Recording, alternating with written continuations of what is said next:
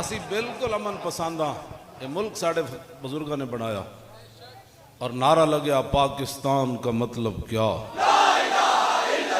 दस्तूर रियासत क्या होगा, अब बट के रहेगा शजिया की कर।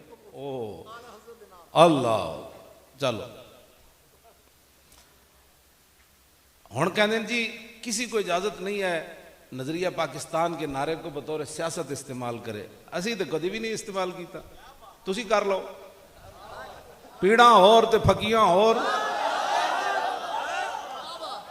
भाई ए तो जुर्म फिर कायदे आजम मोहम्मद अली जनावरा किया, उन्हें इस नारे को बतौर सियासी इस्तेमाल किया।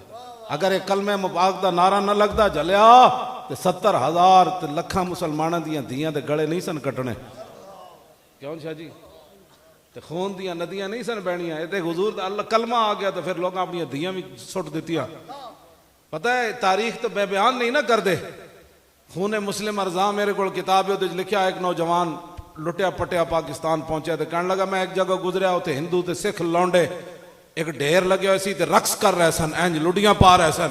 कहता मैं झात पा के वेख्या तो मुसलमान खवातीन दी कटी हुई छातियां सन। इन्हां खून दियां नदियां दे पाकिस्तान बनया, तुसी पाकिस्तान ना मजाक कर दो।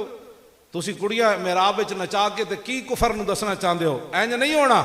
हाँ मस्जिदां विच कुड़ियां कदी नहीं नचियां ते ना असी नचण देनियां।